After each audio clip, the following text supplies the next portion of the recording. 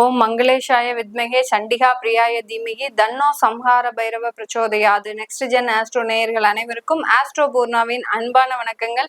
இன்னைக்கு நாம பார்க்கக்கூடிய தலைப்பு மே மாத பலன்களை பற்றி பார்க்க போறோம். மே மாதத்துல கிரகங்களின் பெயர்ச்சிகள், அதாவது வருட கிரகங்களான குரு பகவான் 15ஆம் தேதி மே மாதம் பெயர்ச்சி ஆகிறார். அடுத்து ராகு கேதுன்னு சொல்லக்கூடிய அந்த 1.5 வருடத்திற்கு ஒரு முறை பயிற்சி ஆகக்கூடிய அந்த சர்ப்ப கிரகங்களின் பயிற்சி மே மாதம் 19ஆம் தேதி நடக்கிறது. அடுத்து பாத்தீங்கன்னா மாத கிரகங்களான சூரியன் பாத்தீங்கன்னா உச்சத்திலிருந்து ரிஷப ராசிக்கு வர்றார். அதுவும் மே மாதம் 15ஆம் தேதி இருக்க போது. 7ஆம் தேதியும் 24ஆம் தேதியும் புதன் பகவான் மீன ராசியிலிருந்து மேஷ ராசிக்கு, மேஷ ராசியிலிருந்து ரிஷப ராசிக்குன்னு பயிற்சியாக போறார். அடுத்து பாத்தீங்கன்னா சுக்கிரன் பகவான் பாத்தீங்கன்னா மீன ராசியிலிருந்து மேஷ ராசிக்கு பயிற்சி ஆகிறார் 28ஆம் தேதி. அதாவது சுக்கிரன் ஆகப்பட்டவர் 31ஆம் தேதி அந்த மே மாதம் பயிற்சி ஆகிறார். இந்த மாதிரியாக எல்லா கிரகங்களும் பயிற்சியாக கூடிய ஒரு மாதமாக தான் இந்த மே மாதம் இருக்க போது. இந்த மே மாதத்துல அக்னி நட்சத்திரம்னு சொல்லக்கூடிய வெயிலின் தாக்கம், வெப்பத்தின் தாக்கம் அதிகமாக இருக்கக்கூடிய அந்த அக்னி நட்சத்திரம்னு சொல்லக்கூடிய பஞ்சாங்கத்துல போட்டிருக்கும், எல்லாரும் பார்க்கும்போதே தெரியும். அது மே மாதம் 4ஆம் தேதியிலிருந்து 28ஆம் தேதி வரைக்கும் இருக்கு. இந்த அக்னி நட்சத்திரத்தின் பொழுது சுப நிகழ்ச்சிகளை பொதுவாக பொதுமக்கள் தவிர்க்கணும்.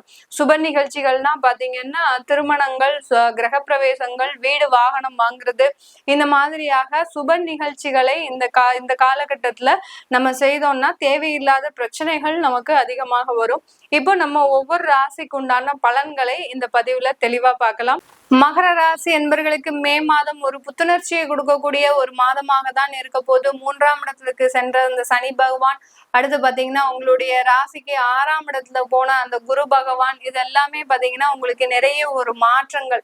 அடுத்து உங்களுடைய 8ஆம் இடத்துல அந்த கேது பகவான், உங்களுடைய 2ஆம் இடத்துல ராகு பகவான். இந்த மகர ராசி என்பர்கள் நீங்க உன்னிப்பாக கவனிக்கக்கூடிய ஒரு தருணம் என்னன்னா இந்த மே மாசம்தான். ஏன்னா முக்கியமான கிரகங்கள் முக்கியமான இடத்துக்கு போகுது. 3ல ஒரு கிரகம், அடுத்து 6ல ஒரு கிரகம், அடுத்து பாத்தீங்கன்னா உங்களுடைய 8ஆம் இடத்துல ஒரு கிரகம், உங்களுடைய 2ஆம் இடத்துல கிரகம், எல்லா மறைவு ஸ்தானத்திலையும் பாவ கிரகங்கள். அடுத்து பாத்தீங்கன்னா ஒரே ஒரு இடம், அதாவது 6ஆம் இடத்துல மாத்திரம் அந்த குரு பகவான் வராரு. அதனால 2ஆம் இடத்துல அந்த ராகு பகவான். அதனால உங்களுக்கு ஒரு நிறைய ஒரு மாற்றங்கள், இது நாள் வரைக்கும் வாழ்க்கையில சில விதமான ஒரு மாற்றங்களை சந்திச்சிருக்கவே மாட்டீங்க. ஆனா இந்த மகர ராசி என்பர்கள் இந்த மாதத்துல இருந்து அதற்குண்டான ஒரு மாற்றங்கள்லாம் சந்திச்சிருப்பீங்க. 7.5 சனியின் பொழுது ஒரு இடத்துல இருந்து தவித்த இந்த மகர ராசி என்பர்கள் இப்போ வரக்கூடிய ஒரு இடம் மாற்றத்தின் மூலமாக அந்த இடத்துல ஒரு நல்ல வளர்ச்சியை சந்திக்கக்கூடிய ஒரு நேரமாக இருக்கும். இதெல்லாம் பார்த்துட்டு இந்த மகர ராசி என்பர்கள் என்ன பேசியிருப்பாங்க அப்படின்னா, நமக்கு இந்த மாதிரியான ஒரு யோசனைகள் முன்னாடியே தெரியாம போச்சு, நமக்கு ஏன் இந்த இடத்துல இருக்கக்கூடிய வாய்ப்புகள் நம்மளுக்கு தெரியாம போச்சு, நம்ம ஏன் இவ்வளவு நாள் கஷ்டப்பட்டோம், இது 7.5 சனியிலேயே தெரிஞ்சிருந்தா நம்மளுக்கு நல்லாவே இருந்திருக்குமே, இதை யாருமே நமக்கு சொல்லலையே அப்படின்ற மாதிரியாகலாம் ஒரு மாற்றங்கள் ஏற்படக்கூடிய ஒரு டைம். 7.5 சனி தான் உங்களை எங்கேயுமே போக விடாது. அதனாலதானே நம்ம எங்க 7.5 சனியில கவனமா இருங்க, சில மாற்றத்தை செஞ்சுக்கோங்கன்னு சொல்றோம். ஆனா சில பேர் பாத்தீங்கன்னா நாங்க சொந்த ஊர்ல தான் இருப்போம், சொந்த வீட்டுல தான் இருப்போம், சொந்த இடத்துலதான் இருப்போம் அப்படின்லாம் அடம் பிடிச்சு அதுக்கு உண்டான ஒரு கெட்ட பலன்களையும் அனுபவிச்ச நிறைய மகர ராசி என்பர்கள் இருக்கிறாங்க. அந்த இடத்துல ஏண்டா இருந்தோம் அப்படின்னு சொல்லக்கூடிய அளவிற்கு நிறைய ஒரு கெடு பலன்களை அனுபவித்த மகர ராசி என்பர்களுக்கு இந்த மே மாதத்துல இருந்து பெரிய ஒரு ரிலீஃப் கிடைக்கக்கூடிய ஒரு தருணமாக இருக்கும். உங்களுடைய 2ஆம் இடத்துல ராகு பகவான்.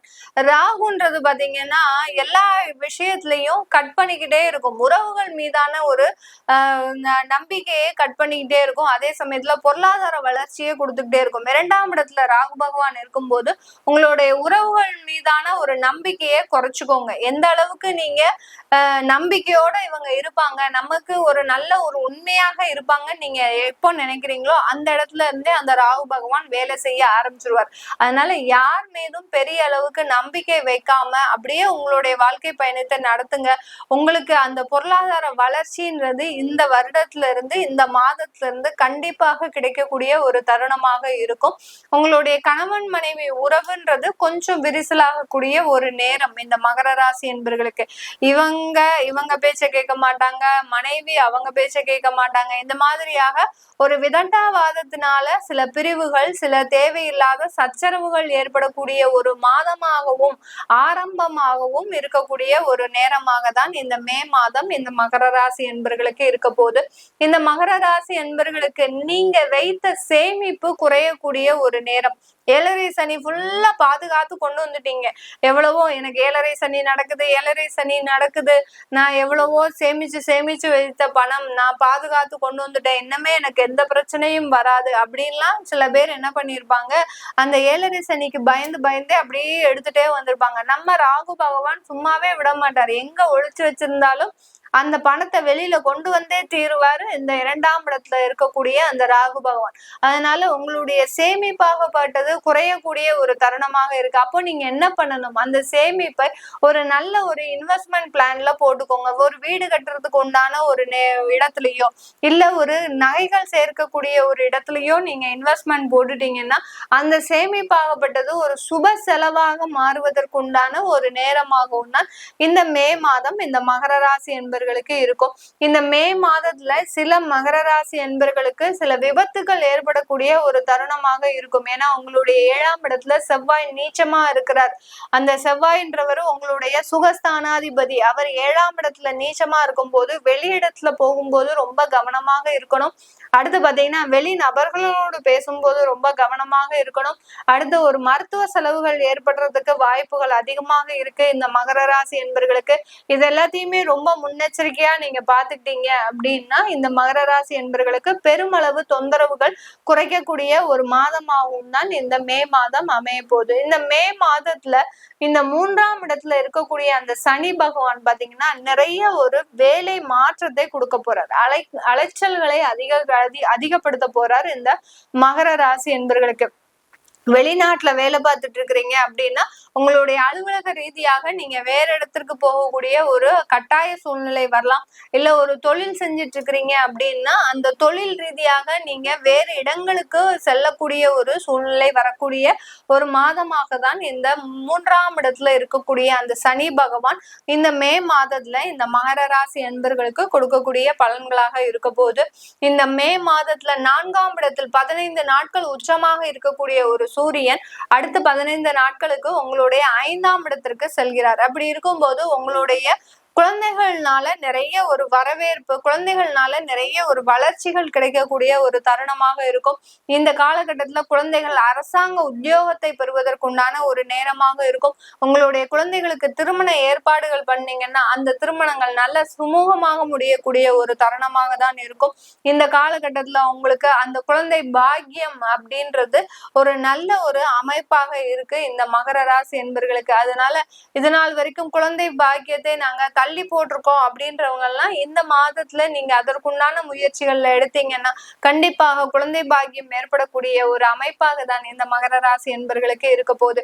இது எல்லாமே நம்ம கோச்சார நகர்வுகளின்படி, இந்த கிரகங்களின் நகர்வுகளின்படி நம்ம இந்த பலன்களை சொல்லியிருக்கிறோம். உங்களுடைய தசாபுத்தி ஜாதக பலன்களை பார்க்கணும் அப்படின்னு நினைக்கிறவங்களும், உங்களுடைய குழந்தைகளுக்கு நியூமராலஜி படி பெயர் மாற்றம் செய்யணும், பெயர் வைக்கணும், அடுத்து குழந்தைகளுக்கு ஜாதகம் எழுதணும் அப்படின்னு விருப்பப்படுறவங்களும் கீழே இருக்கிற நம்பருக்கு வாட்ஸ்அப்ல அப்பாயின்மெண்ட் வாங்கிக்கிட்டு நீங்க என்கிட்ட கன்சல்ட் பண்ணிக்கலாம். உங்களிடமிருந்து விடைபெறுவது உங்கள் ஆஸ்ட்ரோ பூர்ணா. நன்றி, வணக்கம்.